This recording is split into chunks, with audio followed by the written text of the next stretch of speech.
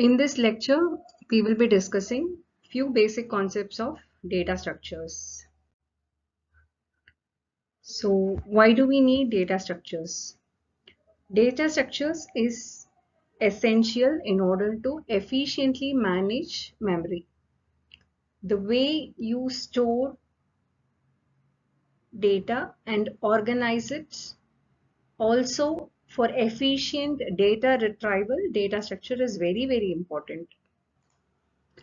So this data structure helps in storing and retrieving data in a very organized manner.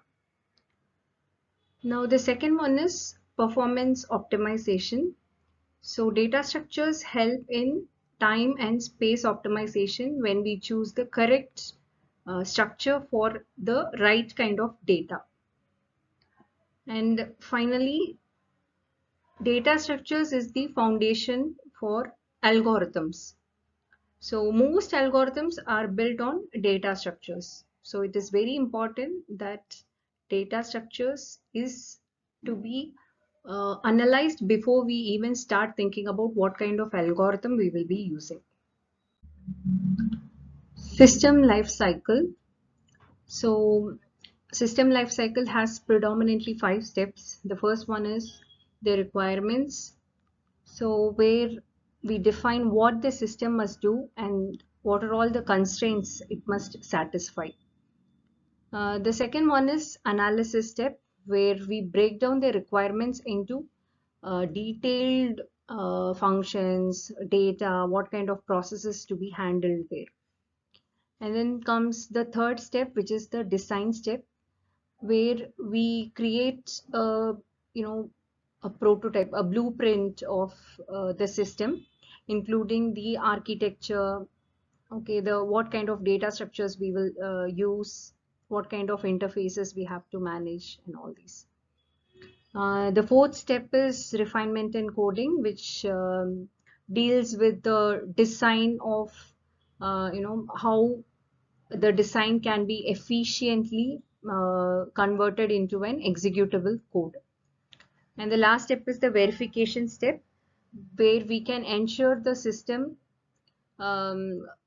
works very efficiently and it meets its requirement.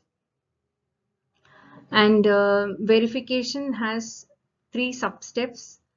Correctness proofs, where mathematically we can prove that a particular algorithm or a program, it meets its specifications.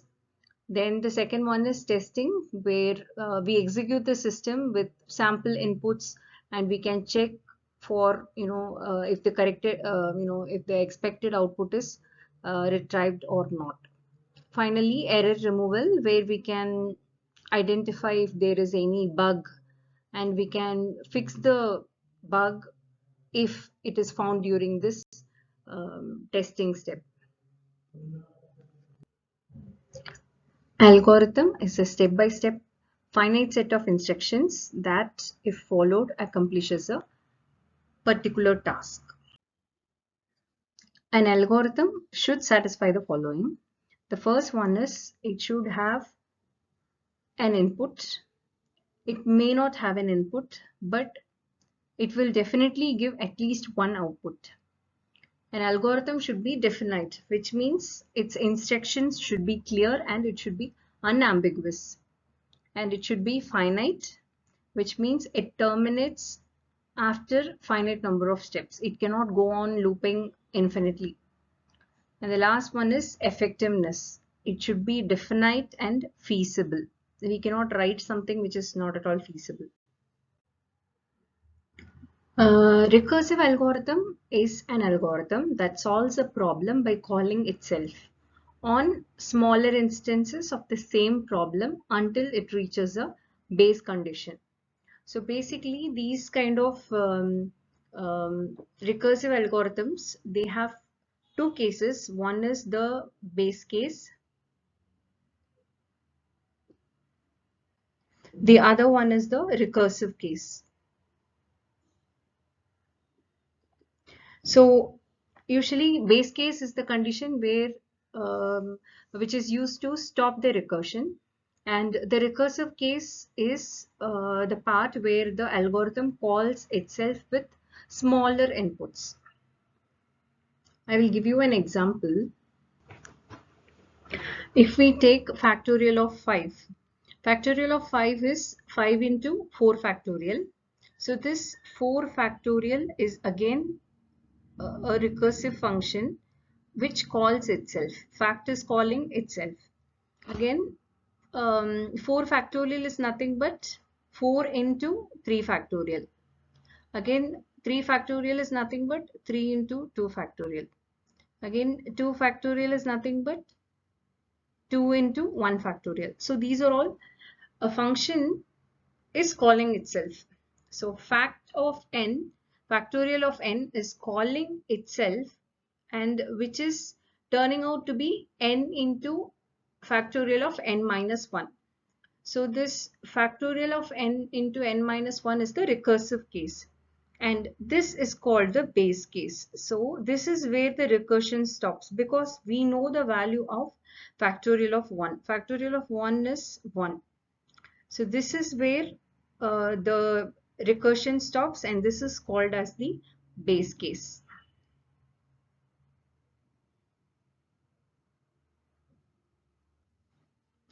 Now, talking about another example, which is the binary search. Binary search is when I have 4 elements.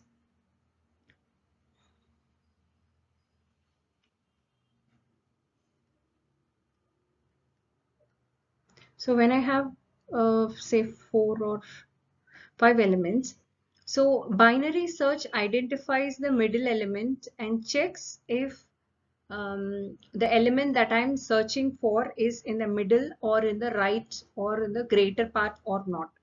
So in this case, half the elements are ignored if the element that I'm searching for is greater than the middle element.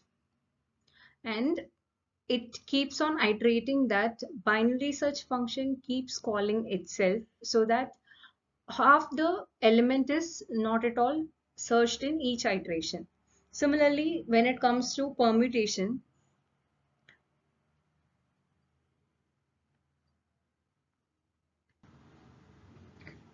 so when we talk about permutations, imagine we have 4 elements, A, B, C, and D.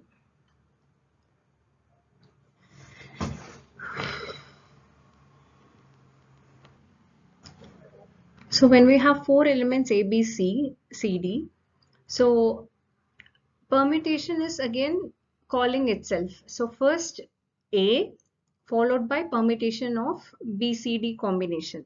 Again B followed by permutation of A, B, C combination. So this A, B, C combination again has to deal with A and then combination of C and D and so on.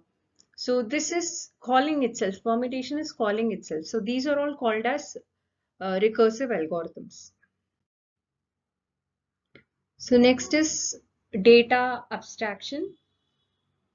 So first we need to discuss what is a data type. A data type is a collection of objects and a set of operations that act on these objects. So for example, if the objects are date of birth, and operations can be calculation of age. So data type is as such collection of such objects and set of operations that work on those kind of objects. Then coming to abstract data type. So abstract data type is a data type which is it is organized such that the specification of the objects and the operations on the objects is separated from the representations of the objects and the implementation of the operations. Which is abstract data type is a data type which is defined by what operations can be done on it, and it is not about how they are implemented.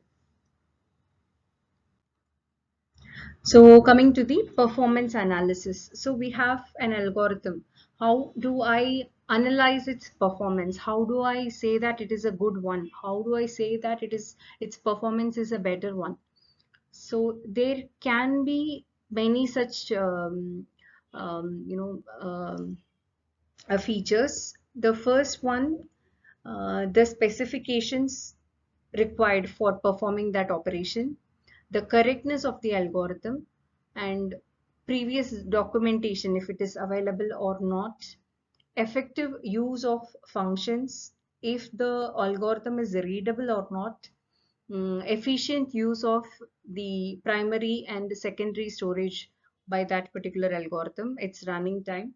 So in short, we can put all these together as time and space efficiency. So coming to space complexity. So space complexity is the amount of memory that the program needs to run to completion.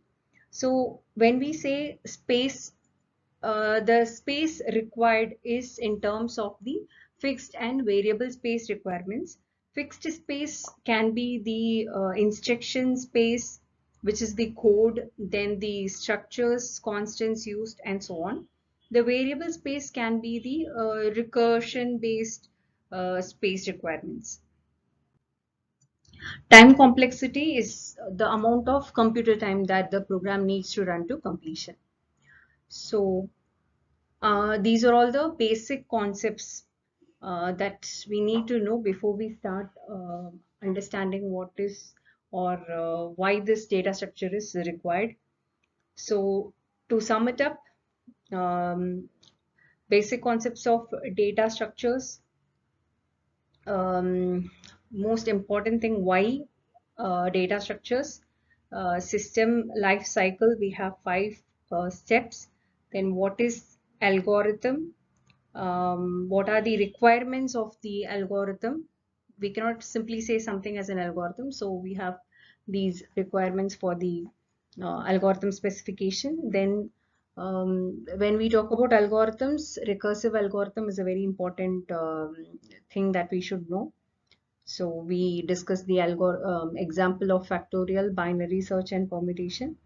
Then comes data abstraction, where we discussed data type and abstract data type, and coming to performance analysis in terms of space and time complexity. Thank you.